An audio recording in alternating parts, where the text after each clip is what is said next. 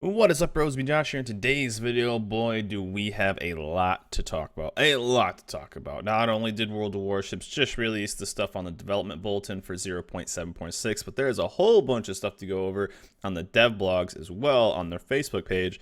And this is going to be a quick little video going over kind of all the changes and kind of get you caught up if you have missed some of the announcements. So 7.6 is going to be a pretty big patch. There's been a lot of big patches. 7.5 brought a lot of changes, brought the new basically the split the USN cruiser line, with only seeing one of the light cruisers with the Cleveland, but with the moving of all the heavy cruiser lines that are on that side with the 203s, with all the ships being moved to certain different tiers. So with 7.6 is going to bring the light cruisers, which is going to be exciting.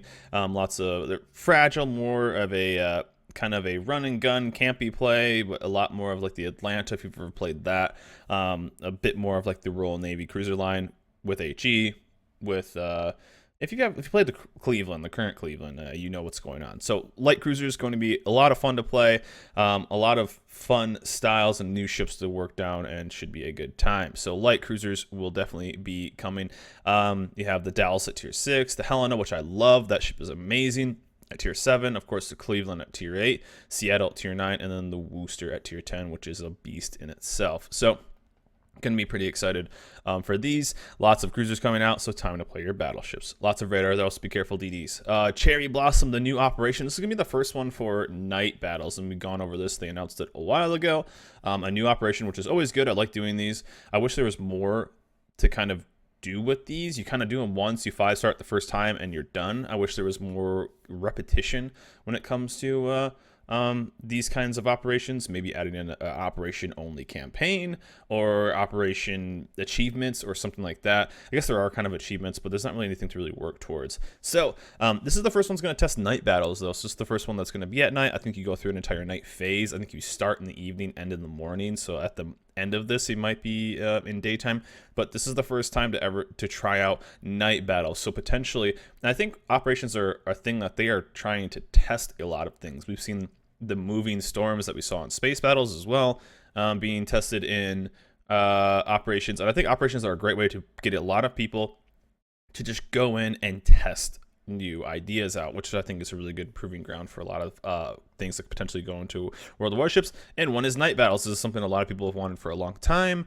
and something we'll get to test out with flares and all kinds of stuff. And you guys can dive a little bit more into this, but a new operation, and the first one with any kind of nighttime simulation with all kinds of luminescent flares and stuff like that. Clan Battles Season 3. Now, interesting, one of the major changes that I saw here is no more than one battleships. Now, a while ago, I made a video over one of the changes. I think it was after Clan Battle Season 2 came out.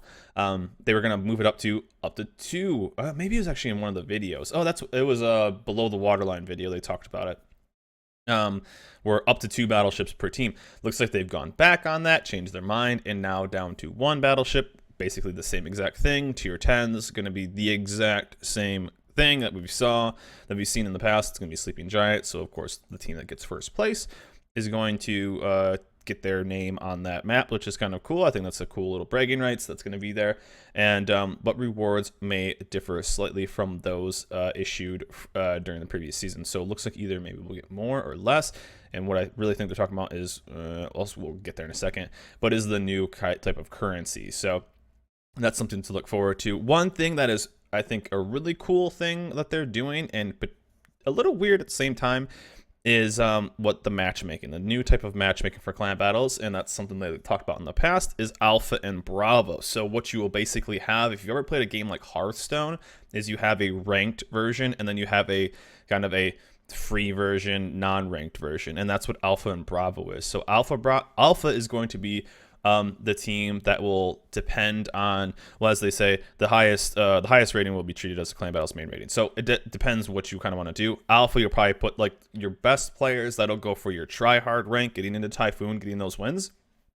And then the other the other Bravo team, I guess, will just sit there and be able to farm games, because your entire team will be considered in Typhoon. So I'm trying to talk to the devs to see exactly what this means right here.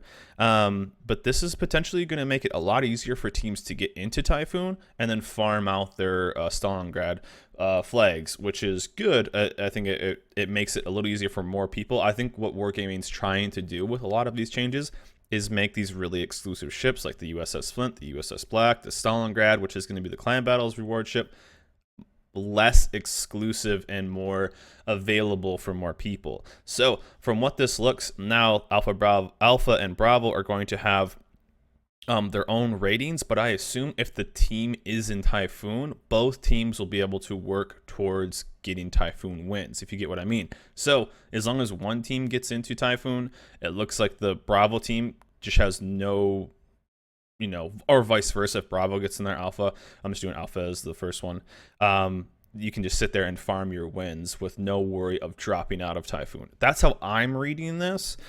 It may be completely different. Of Alpha is going to have its own rating all the way up to Hurricane, and Bravo is going to have its own rating up to Hurricane. It could potentially be that, but from how I'm reading this, it's going to be one rating. The highest one will be where you are, and Bravo will just be the chill one. But sounds like you can still farm Typhoon wins on both teams. So you're going to be able to get basically double the time, because Clan Battles, I think, are 4 sets of 4-hour windows, 4 days of 4-hour windows. You're basically going to be doubling your time, your available time, to get wins for your Stalingrad flag. So a lot more people are going to be able to get their wins. A lot more people are going to be able to get their high tier currency with the coal and steel. And that's good for everyone just to be able to get more flags. So this is very, very interesting. I'm trying to get the entire breakdown of what this is, and I will put a note in the comments below if something does change with what this actually means. So I'm waiting for a response back from the devs. But some minor map changes, so before and then after. So some minor changes, some islands moving around, some more balancing for these maps. I think some of these maps had a bit more of a preferred north-south spawn, but looks like they're getting a little bit of changes here. Nothing super major, but small little movements, and you'll be able to kind of work around that. So the normal islands that you're used to might not be there, but they're being moved a little bit. Arsenals, this is kind of what I'm talking about. And one thing that I see right here is the availability to buy debt flags, which is awesome. I'm so happy. I've been waiting for this. And what you can do from the looks of it is at the arsenal, you can exchange coal and steel for signal flags, camos, containers, special upgrades, and even ships. And so that's what I'm talking about, of making the ships like the USS Black, the USS Flint, and the Stalingrad, which are reward ships for, in that order, 3 ranked ones, 5 ranked ones, and then 3 Stalingrad flags. So 3 seasons of clan battles. You'll be able to get that with just coal and steel, this new currency that they've been talking about for a little while now. So, but one thing is amazing. You can get detonation flags, which is something I wanted for a long time, picking up all these extra competitive flags, which is great. Flags for higher fire chance, extra healing, less fire. I mean, all kinds of extra stuff. So that's great. And I don't know if they'll all be the same or what, but you'll get this through what is called high-level PvP. So it looks like ranked clan battles and maybe some operations and earning some other stuff. And it says earning these resources on the public test is no big deal. For participating in battles, you get to see. So that's kind of cool. Be sure to check out the public test if you haven't. But bear in mind that all tier 10s will be available in Arsenal for the duration of the public test only. So get in there, kind of test them out, and you can go in when the update will be granted for your success in ranked. Yeah, that's what I was talking about. I thought they said that. I think they might have said something about operations or maybe some missions you might be able to get them. But it's considered high, quote unquote, high PvP currency. New port for New York, which is going to be awesome for 4th of July. Night battle, so we're talking about that and the new operations. So I'm assuming it's going to be a little while. Usually these things don't launch right on 4th of July, but it'll be probably pretty close. I'm assuming a couple weeks for 0.7.6, hopefully, because I want a little bit of downtime just getting done with rank. So some other big ones to talk about, and I'll put a link down below. You guys can dive in. Yes, I'm skipping over a lot of stuff pretty briefly, but with the dev blogs. So if you guys haven't, I'll put a link down to here for checking this out. And there's a whole bunch of different ones. So one of the main ones here is the change to Grozovoi. So the Grozovoi, tier 10 Russian destroyer, not the Kaba, the more stealthy version, has in the past gotten a detection buff, so it's very competitive compared to other stuff, but it's still one of the least played ships. And as this even say, Grozovoi is in a quite awkward situation. It's easily one of the least played tier 10s in the entire game, if not the least played. Maybe it barely beats out some CVs, I guess. Probably not. But the Grozovoi is apparently going to get a buff. And I don't know how I really feel about this. Let me know in the comments below. The reason why the Grozovoi is considered weak and awkward is because the reason why this ship is never seen is because the reason why it's strong. And this is a ship that's purely based around being a high AA ship. And especially on North American server, there are high tier CVs, but not consistently. If there was a CV in every game, no matter what, the Grozovoi would be much stronger. So they're gonna buff it. They're giving it a radar in its 4th module. So I think 4th module, you'll have to give up reload time. I forget what it is, or maybe torp reload, one of them. And but you'll be able to get some radar, and they're gonna give it. I'll be able to scroll down and show you more. But Grozovoi is gonna get radar. Interesting. It seems like this is their go-to for kind of making more ships viable, is just throwing radar on. I don't know, especially if I agree with that. But it's going to have 7.5 kilometer radar.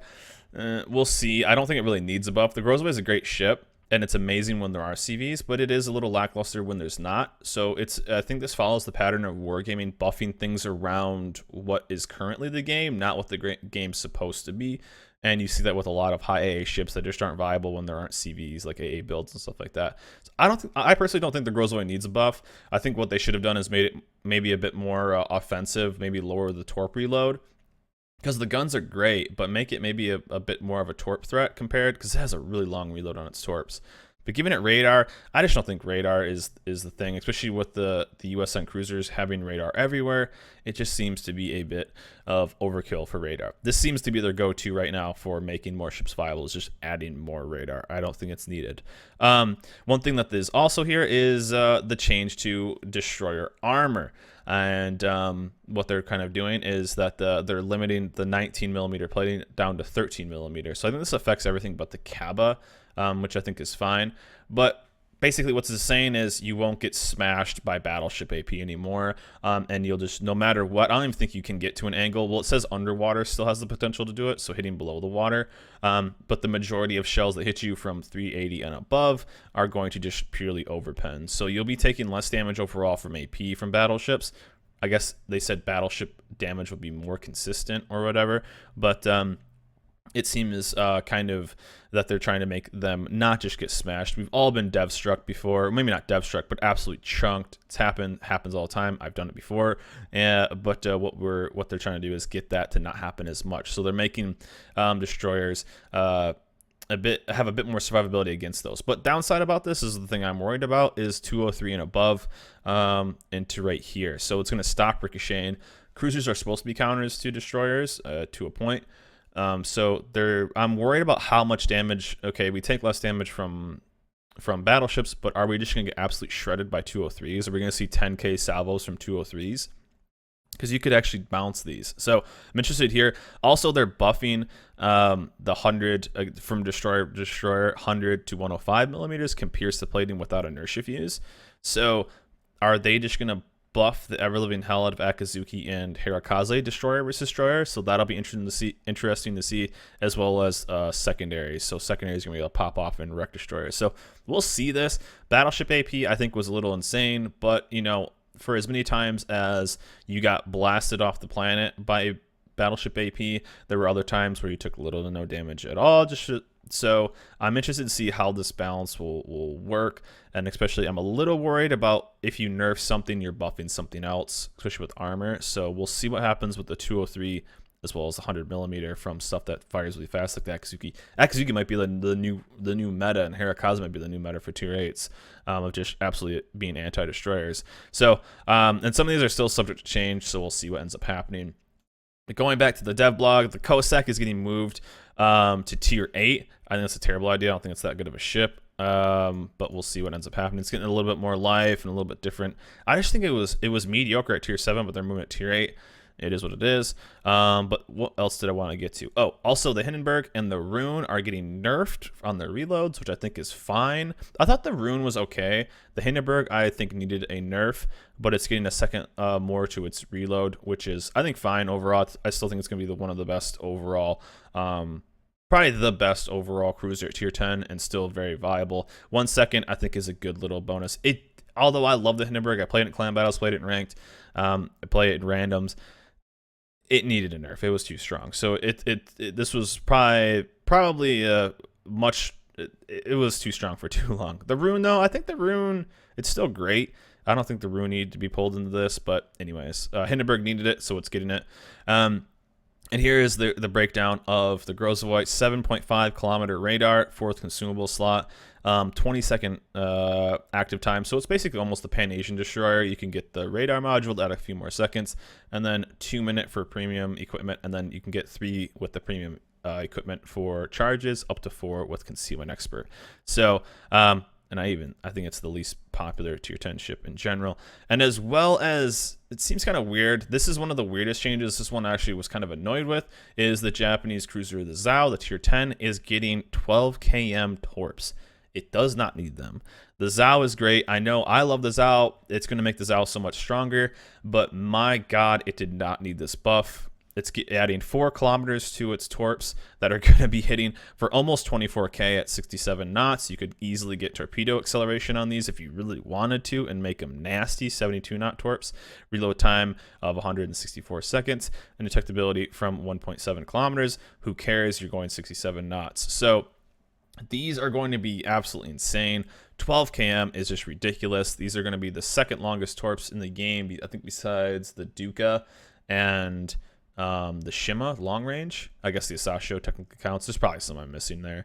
But for cruiser wise, besides Duca longest in the game, and they're going at 67 knots, I was hoping that there would be the trade-off that they're longer range, but they're slower, but they're longer range and just as fast. So unneeded buff, in my opinion. The Zao is going to be insane.